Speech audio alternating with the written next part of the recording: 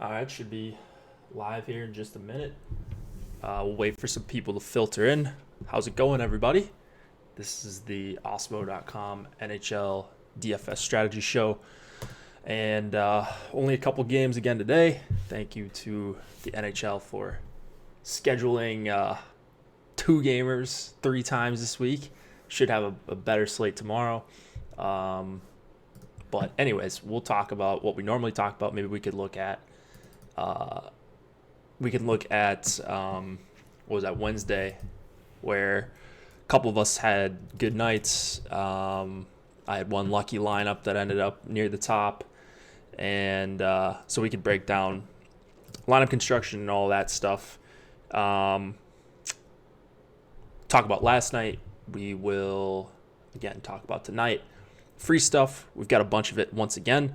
We're giving the NFL ownership projections out for free today.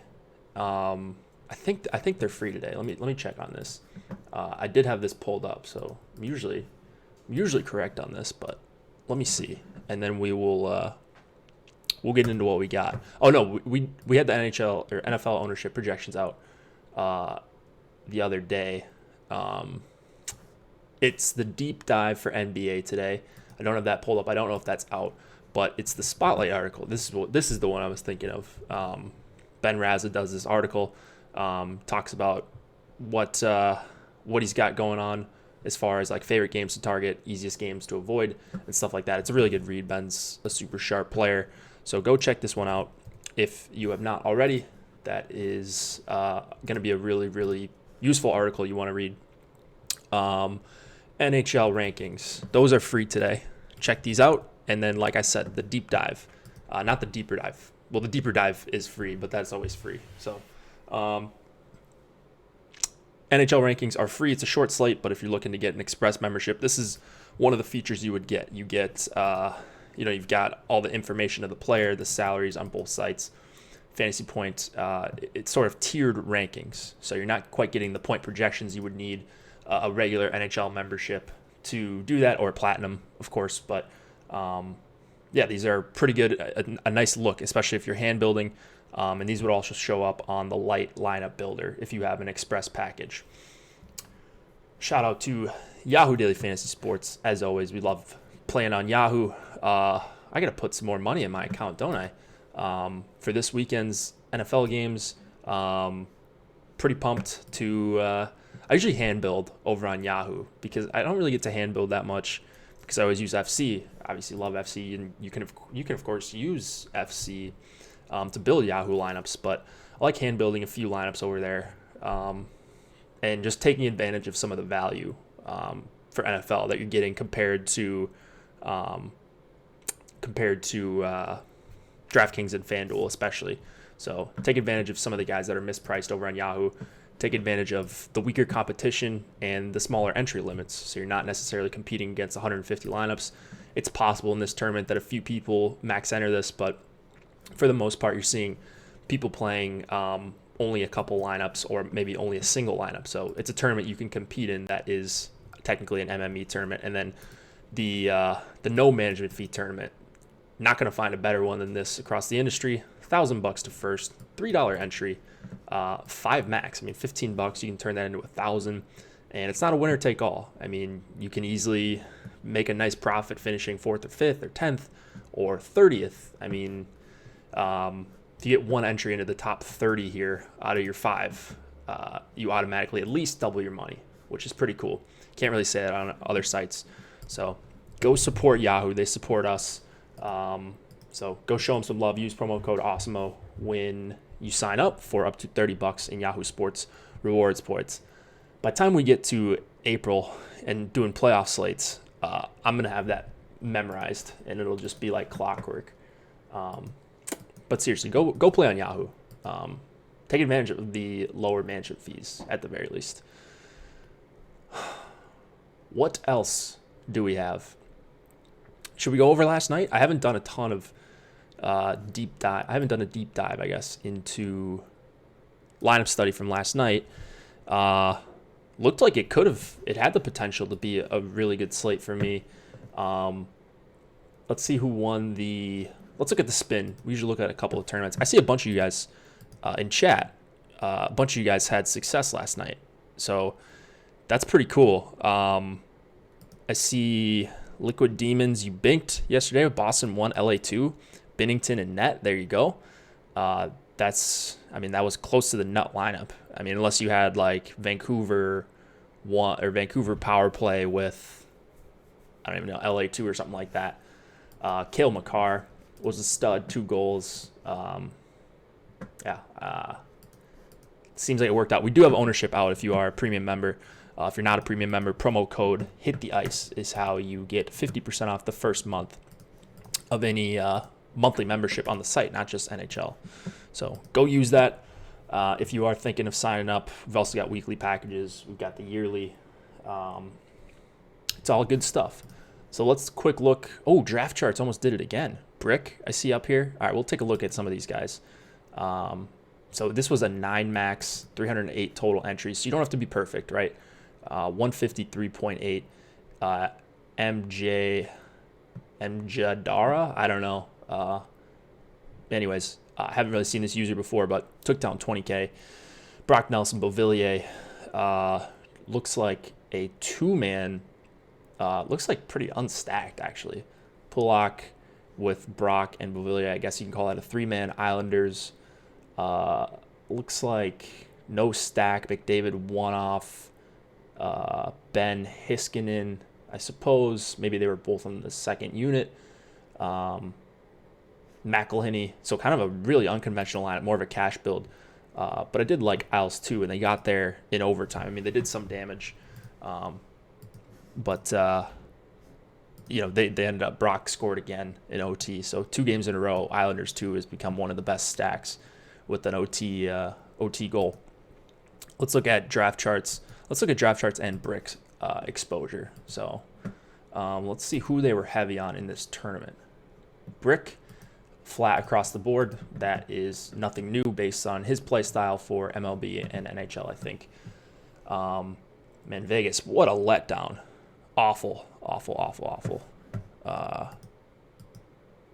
Knights basically lost that game trying to get Theodore a goal.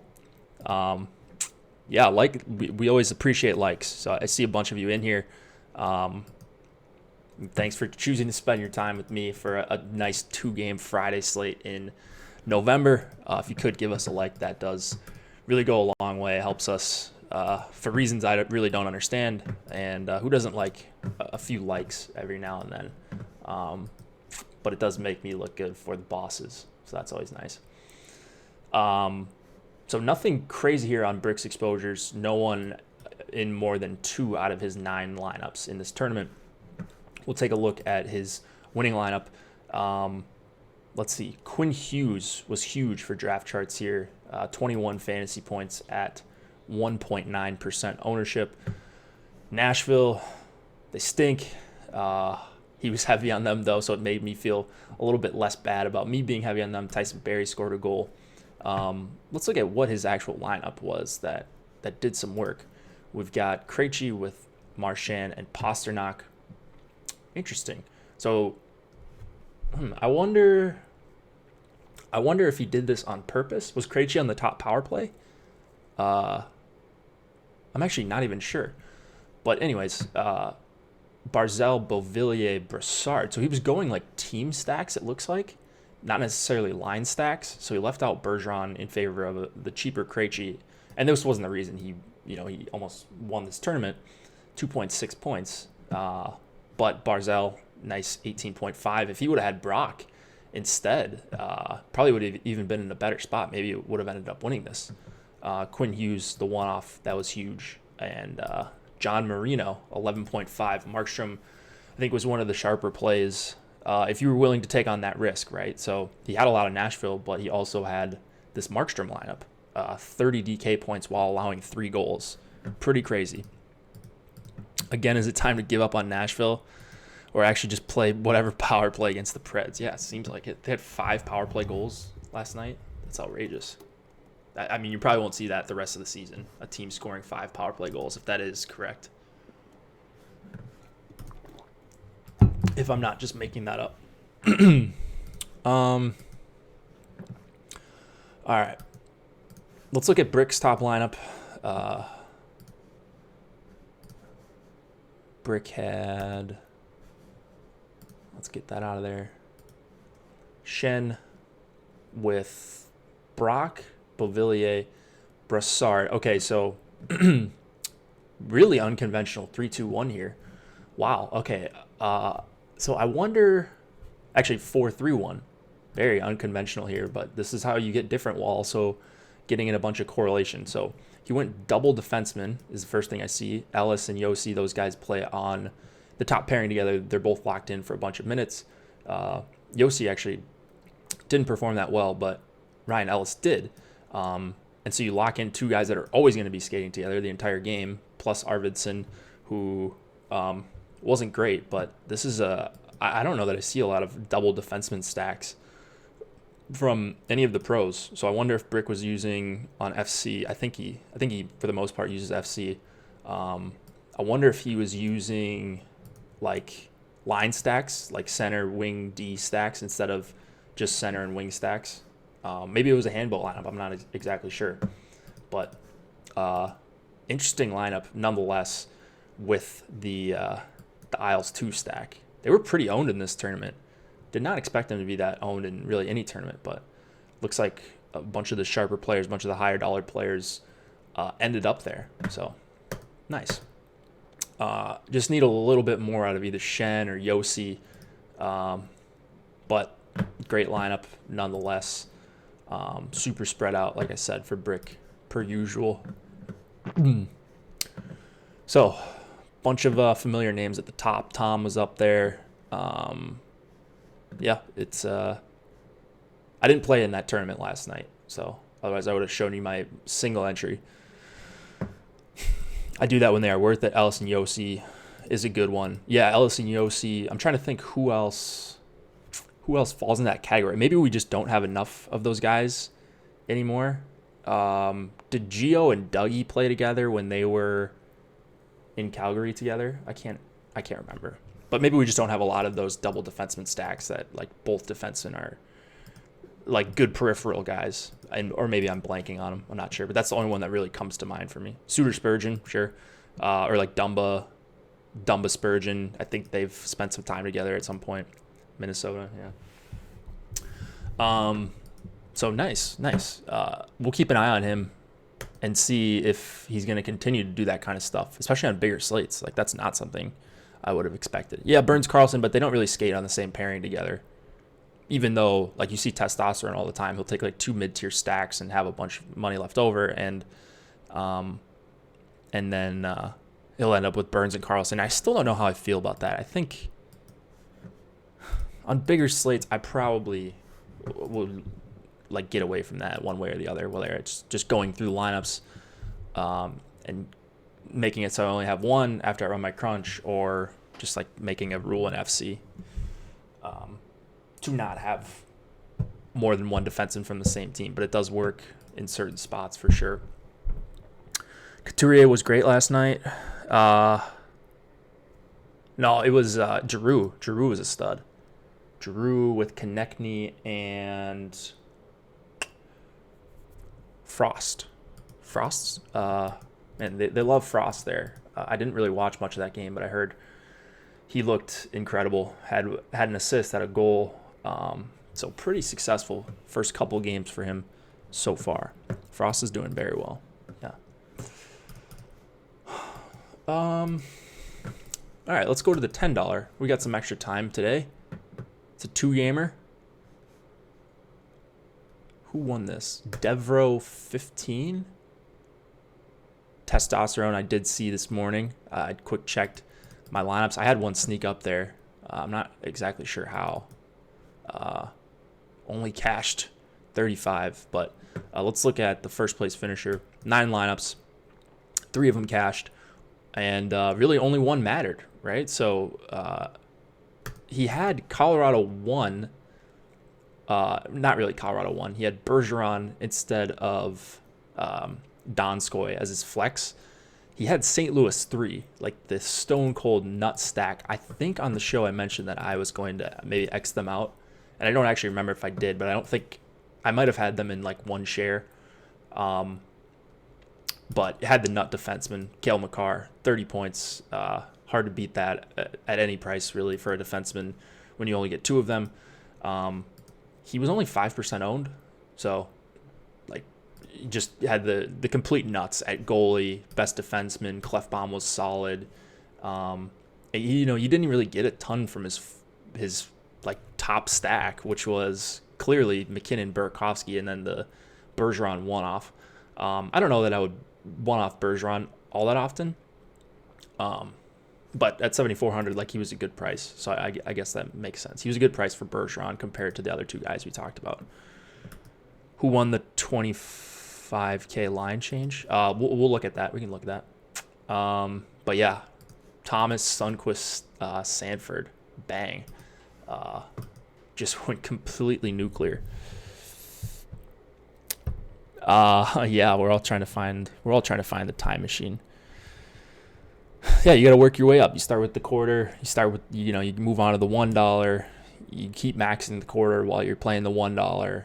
And you just kind of work your way up. Hopefully run good a couple times and just slowly increase the amount of entries you're playing each night while trying to max tournaments or play single entries or 3 max, whatever. What happened to the Oilers? They had a huge letdown last night versus the Kings. Yeah. So I felt pretty lucky, to be honest, to even get close to breaking even. It wasn't like I was heavy on Philadelphia, but if you look at my exposures, my defensemen were good. 20% Cale Makar. Werenski was fine. Roman Josi, like, he didn't kill me or anything like that, but my top stacks were both of the Vegas lines. Look at that. 34% of my lineups were pretty much dead. Marchessault, 13.5. But Smith, Pacioretty, Carlson, all under 5 points. So felt pretty lucky to get one up there at the end. Didn't really watch the end of the slate. I needed Vegas had a good night. Maybe I have a chance to compete here. I don't think I was ever actually live to win anything last night. Unless Vegas would have had like a 75th percentile or 80 percentile night. Their new lines, yeah, I don't really like them either, but got to break everything up for Eakin, right? Let's look at where Brick was at compared to me. He was really heavy on Isles 2. I like that call. And he had a lot of Horvat, Edler. Whoa. So he must have been running unconventional stacks. Horvat, Miller. Yeah, so he wasn't just running 3-3s, it looks like. Even in the big tournament, Testosterone, he was running 3-3s. So highest owned guy, per usual, Brent Burns. He also liked Duncan Keith a lot. Maybe he's watching the stream. Testosterone, no, but I thought Keith was a fine play, pretty decent value. Not a guy I probably would have had a ton of. I only had 12%. Brick had 9%. But 50% almost of Keith. That seems crazy.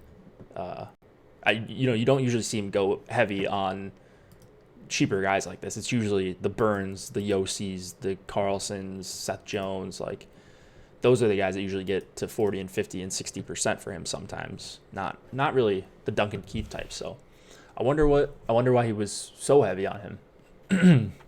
Heavy on Boston 1. That seemed to work out okay, as it usually does. Even though they weren't the nut stack, there were a couple cheap ones. St. Louis 3. You had LA 2.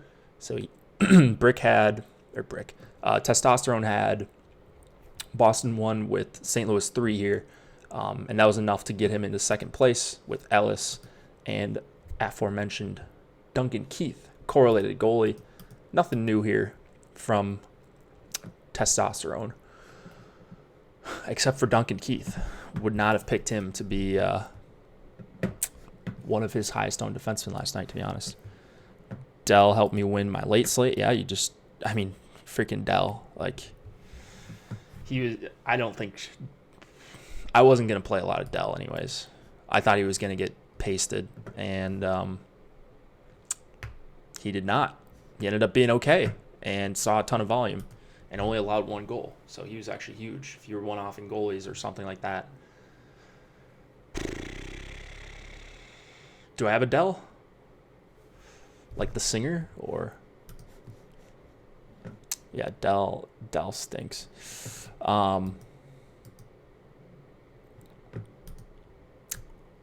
Let's look at the 33. Who won this?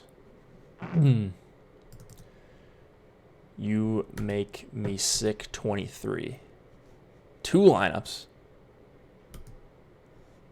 And the top one was Brock, Beauvillier, Polak, McKinnon, Burakovsky, Kale McCarr. So it looks like 2-man forward stacks all the way around.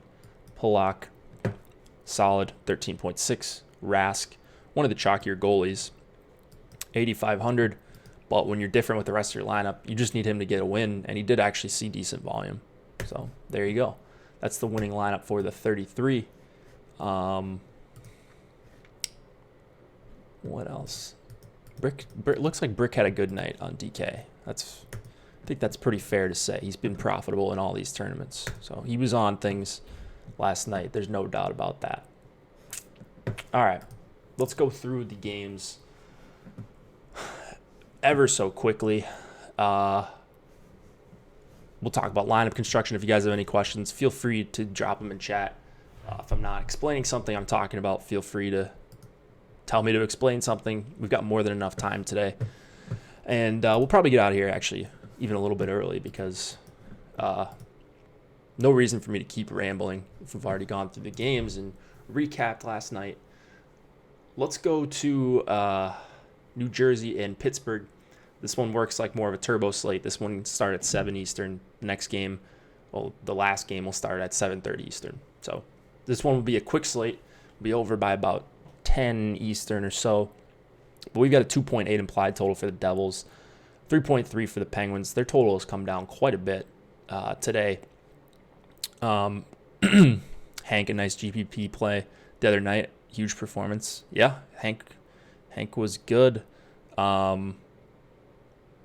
Craig Anderson, I think, was the nuts, though, on the 2-gamer.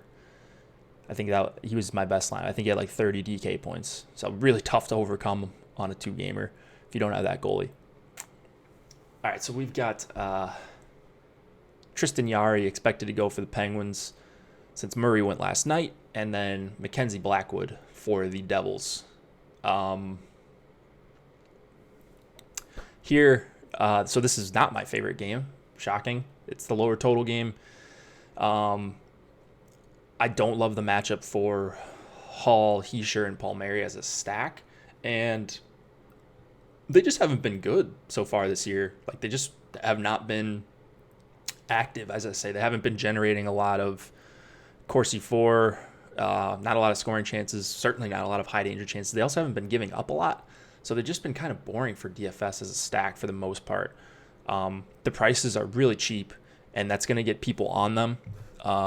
You look at ownership tonight, Hall and Hischier and Palmieri are like 3 of the top 4 or 5 owned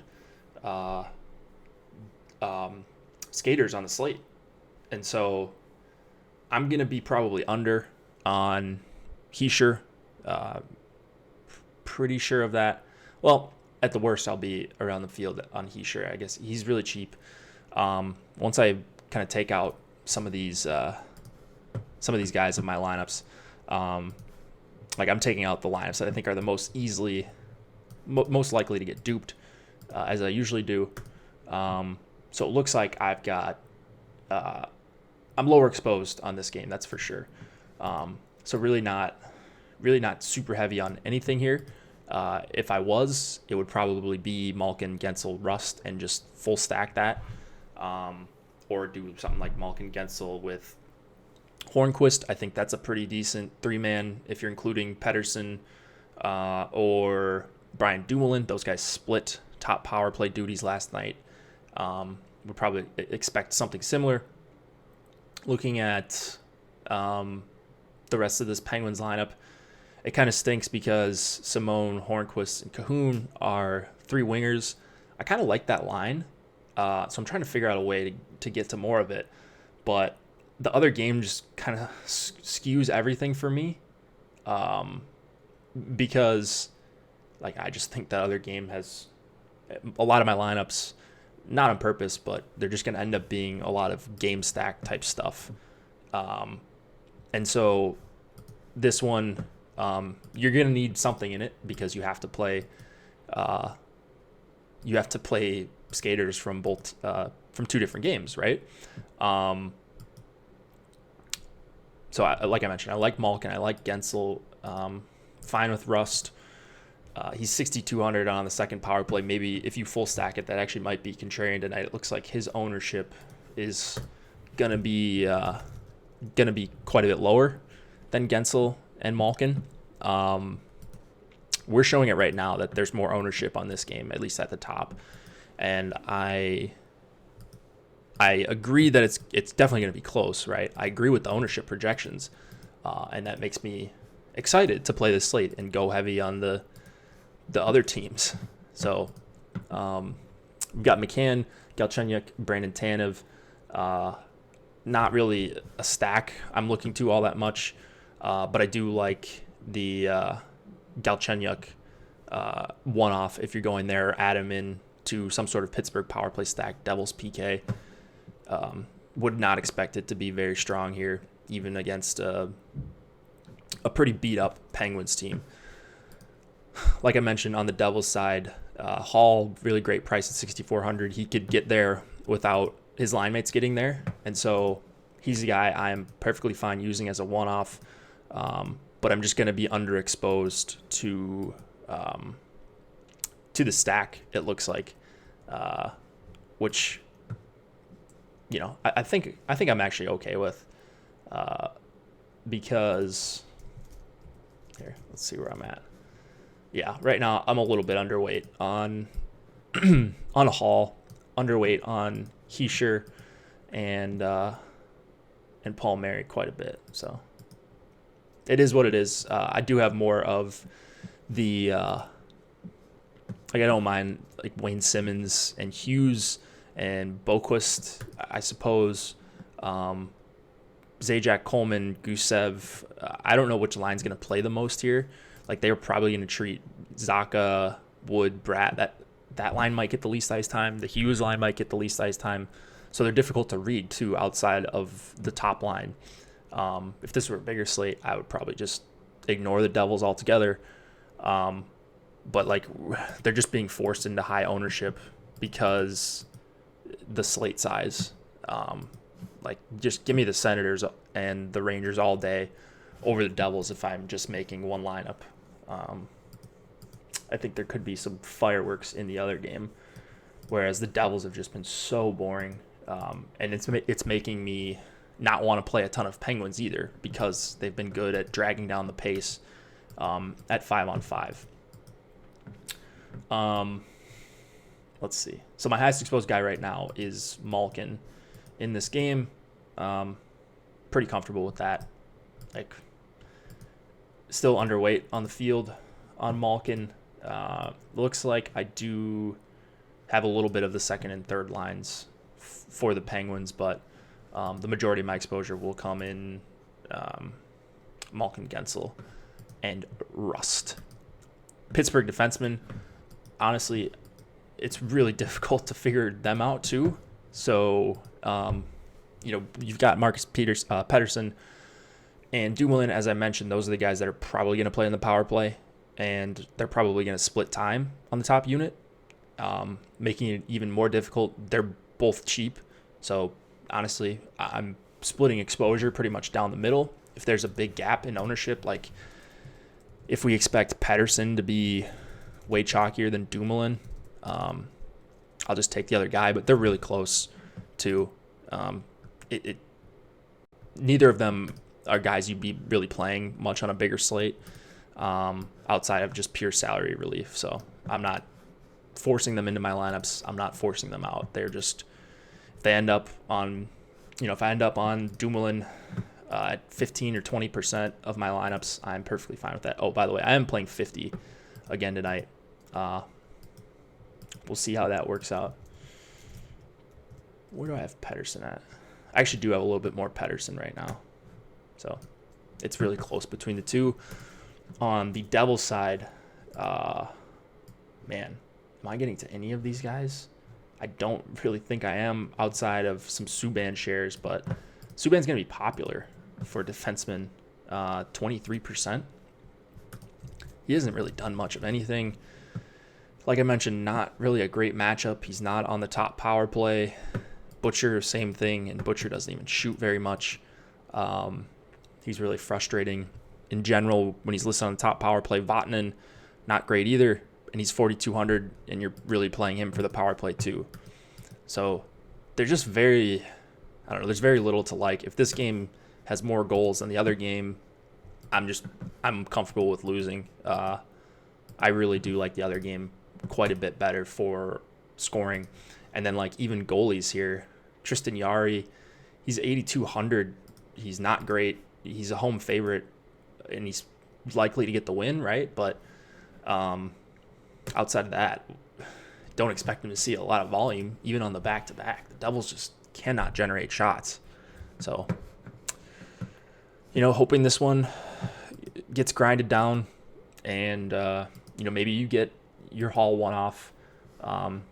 Like I said, I'll be picking and choosing one-offs and two-mans, and maybe some of the defensemen for Pittsburgh, because you have to play someone here if you're playing 50 lineups. If I'm playing one lineup, it would probably be a game stack of the other game in some form or fashion.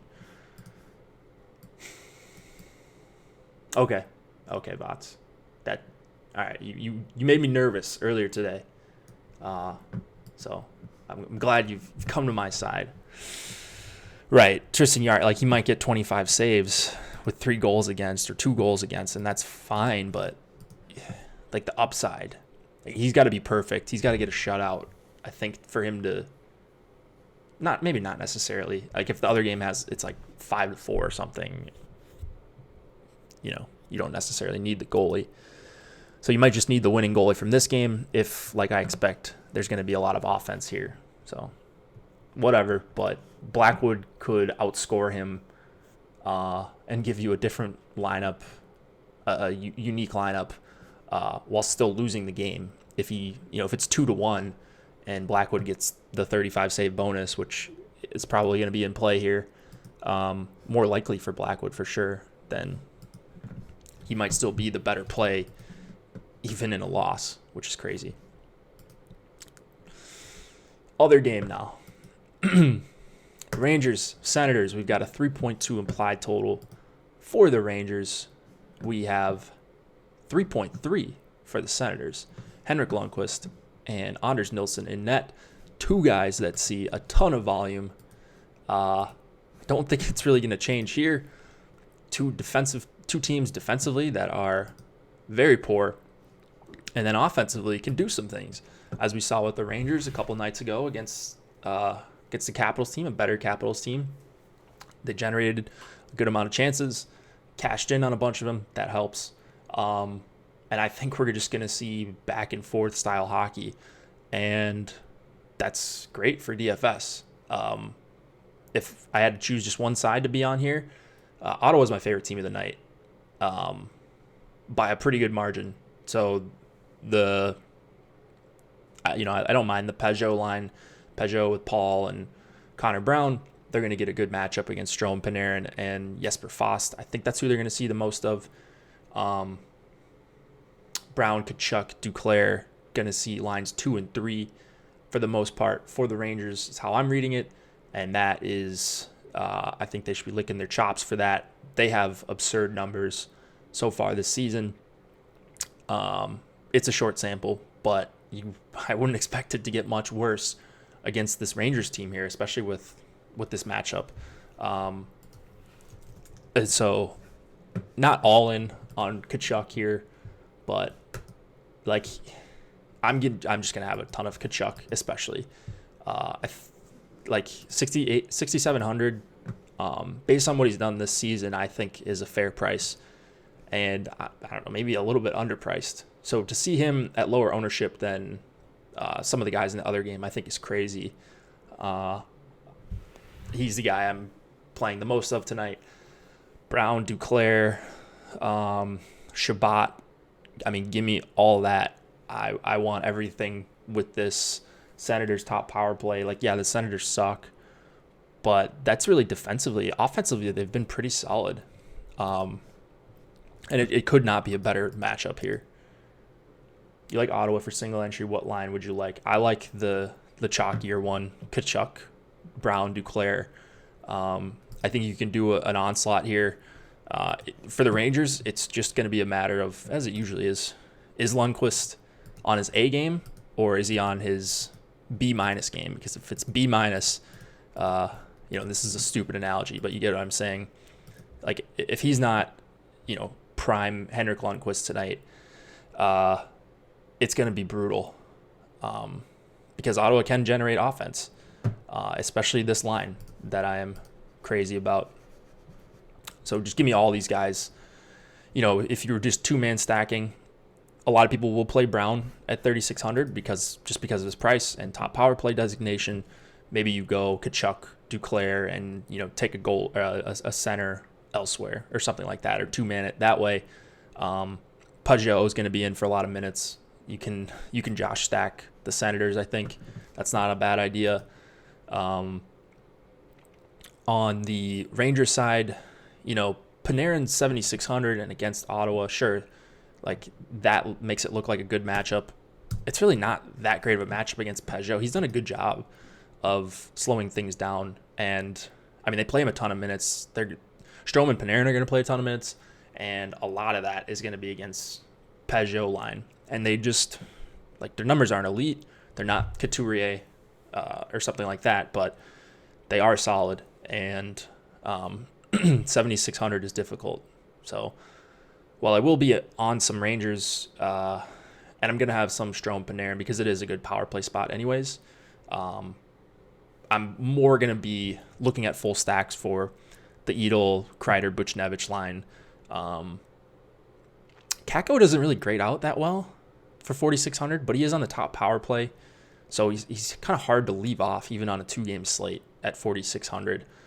For some reason, I thought the Howden, Lemieux, Kakko line had good numbers, and I checked before the show just to make sure I was right, and I couldn't have been more wrong. Their numbers are brutal at 5-on-5, defensively I'm talking about. So I just hope that Brown, Tkachuk, and Duclair go up against them, and I think they're just going to run them into the ground. That's how I feel about Ottawa tonight. Bunch of bad teams. 3 out of 4 teams on this slate are brutal, but at least Ottawa can generate some offense, and that's really all I care about. So I'm trying to take a quick look at this the second line for the Rangers. Yeah, they've been better for sure. Defensively, actually not too bad either. But let's look at now. I'm going to go on the Ottawa side and just see what we're working with after what was that? Wednesday's game. So we got Brown, Tkachuk. Dude, Tkachuk's numbers this year are really good. 65 shot attempts per 60. Now, we're just under 60 minutes of a sample, so, using rates, people probably make fun of me for that, but 3.78 expected goals per 60, 18.8 high danger chances per 60. Like, they've just been so high event so far, and the matchup is insane. So, like, the more and more I talk, the more I'm talking myself into just shoveling more money into the Ottawa fire pit. But that's where we're going to be. That's where we're going to be tonight. And by we, I mean me. So it's just going to be a ton of Ottawa. And specifically the second line. And Shabbat. I like Shabbat a lot for 5,700. I think Tony DeAngelo's ownership is a little bit too low. I get that his price isn't great or anything like that. But looking at some of these lineups, I have some of my favorite lineups. Like, I don't know, there's nothing not to like about him outside of his price. So, like I say, value a little bit overrated. Both Trouba and D'Angelo, really heavy targets of mine at their respective prices. So hopefully this is one of those games where D'Angelo's playing 22, 23 minutes rather than 17 or 18. He sometimes dips down there, but hopefully we get 20 plus minutes, and I think it's not a bad spot for him. So spend up to be contrarian. If you just look at the numbers from this season, he's attempting a decent amount of shots. His rates are pretty good. So he's a guy I'll take a chance on, especially on the top power play. So, pair him with Panarin and Strome or something like that if you are going there. Fox, 4,300. I think I prefer Shea over Fox if I'm going past the my favorite two defensemen for the Rangers. I think I would rather go Shea at 38. So that's what we got here. Sens are such a wild card. Yeah, they are. But, I mean, are the Rangers really even a wild card? They won last game, but... Yeah, JGP is shooting like 90%, it seems like, lately. He's just constantly scoring. This is as good of a matchup as he's had, too. You just can't get a better matchup than the Rangers. So, yeah, he'll probably score again. He's 6,200. Feel free to pop him in there. I'm going to have a lot of 3-2-1s, and what I mean by 3-2-1 is, your three, something like this, three guys from the same line. That's your three-man forward stack. I might also have like 3-2-1 with my 3 and my 2 coming from the same team and just loading up on Senators forwards, whether it's Paul with Peugeot or Brown with Peugeot or something like that. Yeah. Give me the Sens, and we'll see. He owns the Habs. Is that true? I don't really pay too much attention to that, but I will believe you. That's for sure. Where's Brown's ownership at? Is he really only 17%?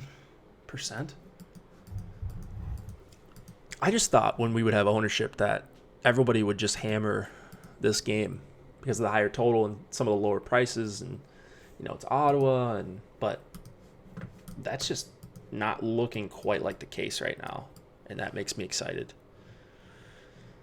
because I think Ottawa's better than the Rangers right now. 9 goals in 20 games. Yeah, Peugeot's been good. People like Pitt 1. Yeah, I like Pitt 1 too, for sure. I just think you can play a better stack at lower ownership and a cheaper price and pay up for your defenseman. Get Shabbat, get Trouba, like I mentioned, I like D'Angelo. Guys with, I think, more certainty in their roles rather than, Ruedel or Marcus Petr. I don't know. I mean, none of these guys are great, even though they're in okay situations, I suppose. But have fun trying to pick out which Pittsburgh defenseman's going to get 2 assists here. Yeah, I wish you could do more on FanDuel too. I don't like that you can only do 4. Like, you should be able to do 4 plus a goalie at the very least. Just play Boro. Yeah, you can play Boro. 3,500. Maybe Lajoie. I don't know how many minutes he's going to play. Yeah, Boro's going to see, probably some block shots. He's usually good for that. But I'm finding it okay because I'm playing so much Ottawa to spend up for Trouba and Tony D and Shabbat and, well, really no one in this game, but just play all the skaters from this game and see how that works out. So that being said, what do we do as far as how many guys are you guys allowing against your goaltender tonight? Whether you're using Fantasy Cruncher or you're building My Hand, what do you guys feel comfortable with as far as allowing one player, 2 players, 3 players against your goalie tonight? Because I think it kind of depends on the goal, like which goalie you are playing, to be honest. Because I think for Tristan Jarry, I might make a rule where if I'm playing Jarry, I'm playing none no doubles, because we need basically a perfect performance out of Yari for him to be the nuts at 8,200. Like, he needs probably a shutout, or one goal allowed and somehow he sees 30 shots. 3 against Yari Blackwood seems like 1. Lundqvist, Nelson, maybe 2. Yeah, you could probably play Taylor Hall against Yari or Palmieri against Yari. That's not a bad idea, actually. So maybe allow 1 against Yari, 1/2 against Blackwood. For me, I think I'm allowing 2 against Henrik. Like, I think we could see 40 shots. I think you could see a weird lineup construction tonight where 2 skaters end up, or maybe even 3 end up in the winning lineup against Lundqvist. Like, who sees the most shots tonight? I think Lundqvist or Blackwood. But if I had to choose one that I think is going to see the most shots, probably Henrik Lundqvist. And it seems like he's good when he sees more shots. Like, for whatever reason, he gets in a rhythm. Some goalies just get locked in early when they're seeing 8 shots in the first 10 minutes. It's like, you settle down and you start seeing the puck. Maybe there's one of those games tonight, but boy, is he going to get a shutout here? I think that's highly unlikely. He could have another great game where he has literally 35 saves, gives up 2 goals, but if you guess right, like, let's say the 2 goals are from line 2 for Ottawa, not a lot of people are going to allow 2 goalies or 2 skaters against their goalie. And so I think that's a stand I'm willing to take and play a bunch of Henrik plus 1 to 2 skaters from Ottawa in the same lineup. Right now I have, let's see, how much Hank do I have? Oh man, it doesn't. I'm gonna have to do this manually, aren't I? So if I'm running 50 right now, I would have 1, 2, 3, 4, 5, 6, 7, 8, 9, 10, 12, 13, 14. So 28%, 14 out of my 50. Lundqvist. Plus, basically every lineup has at least an Ottawa skater or 2. So there you go. I mean, a bunch of my lineups will have Lundqvist plus Tkachuk or Duclair or both or Peugeot, or can't even say Connor Brown's name seriously, but he's kind of been useful when Peugeot is just scoring every game. Yeah, man. Ottawa is my favorite tonight. Usually only play one guy against my goalie.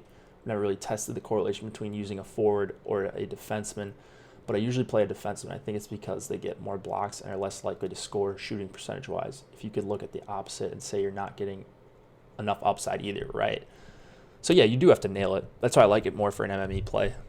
But even if you're single entering, if you like playing Lundqvist, I would still consider jamming a Tkachuk or Duclair, or both of them. I don't mind playing a forward because, even if Lundqvist has a great game, like I mentioned, like even if he shuts him out, let's say, you could still get someone on Ottawa getting the 5-shot bonus, right? And that's, maybe they get 6 or 7 shots on goal from one player. If you have that player plus the other game doesn't go completely nuts, that player might be good enough to be in the winning lineup with Lundqvist going nuclear. So that's how I think of it. Maybe that's not correct. Maybe it is. I don't know. It's I'm okay playing a couple forwards against the Rangers goalies specifically because they're just so bad. And Ottawa probably falls into that same category, just not as bad. Yeah, Tkachuk is really good for DFS. Both Tkachuks. But Brady, I've just been hammering this guy. Nilsson projected to see the most shots. I mean, he's definitely up there. Nilsson and... like, if Yari saw the most shots, you'd be surprised. I'll put it like that. The rest of the 3, you wouldn't be surprised if they all saw 30 plus shots.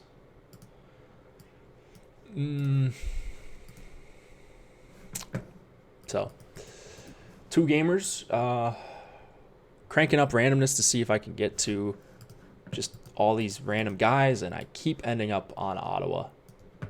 So I think I'm just going to let it ride, and whatever happens, happens. Always nice to be all in on Ottawa on any slate, really. But here we are. So if you guys got any questions, feel free to... Oh, that is a good question. Fantasy Sharpie. How much salary are you leaving at most? I think I say this most times, but I don't really pay attention to salary for the most part anyways. So I don't really care. But I generated a bunch of lineups, and with the 3-2 build, and let's see who I got with... Let's see the least salary I got to. It's probably like 42. 45. Oh, with 3-2-1, yeah, it's going to be about 45 most nights. So there's only really one outlier, 45-5. I have a 42-7. I have a 47-2. I have a 47-5, 47-7, and then everything else is 4,800 or 48,000 or above. So for the most part, around like 2K. There's going to be some outliers. If you're running 3-3s and you're stacking like Rangers 3 with Ottawa 1, then yeah, you're going to end up with $7,000 remaining. Not necessarily a bad thing, but I think there are some good one-off wingers. There's a couple guys on Pitt. Like you can one-off Hornquist. You can one-off Galchenyuk, Taylor Hall, like I mentioned. There's some pretty good options. You can't make up the cost if you full stack them. Ottawa 2 is so cheap. Do you mean Paul with Peugeot and Brown? Yeah, that line's pretty cheap. This line, not that cheap. More of a mid-tier stack. And the nuts, if you didn't know. They're going to be the nuts tonight. All right, well, that's probably going to do it. Just going to recap what's free today. NHL rankings. Probably the last time they're going to be updated. I don't think anything's changing. These two teams skated earlier today. So not expecting any changes. We kind of know who's out, who's in, all that stuff. Check out the Spotlight article from Ben Raza. The rankings, like I said, Deep Dive is also free today. Adam Scherer writing that up. Breaking down the NBA slate. It is a big one. Those guys will be on. It'll be Adam and Alex, actually, since it's a Friday. Those guys will be breaking it down on the YouTube channel in just a few minutes. So go listen to that. Two of the sharpest minds in NBA DFS chatting it up and going through game by game. So you're not going to want to miss that if you're playing NBA. Tomorrow we will have a show in the afternoon, per usual. We'll go through, it's an 11-game slate. We will have projections, ownership projections, all the good stuff, rankings. If you got any questions about memberships or anything like that, feel free to hit me up. My Twitter DMs are open. You can DM me in Slack if you're in Slack, you probably already have a membership, right? But yeah, I can answer any questions. Shout out to Yahoo Daily Fantasy Sports. They are the presenting sponsor of the Osmo.com NHL Hit the Ice show. Everyone reminded me to ask for likes. Thank you guys. I always forget that. If you could, on the way out, feel free to drop us a like because it does continue to help us. It's kind of the one thing we ask for. I sell you a bunch of stuff, so not the one thing we like, but one of the things we ask for. But if you could do that, that would be appreciated. I will see you guys tomorrow. Good luck. If you got any questions, hit me up in Slack about the slate or tomorrow's slate. I think there's an early 2-gamer, but we'll focus on the 11-game main slate. See you tomorrow, guys.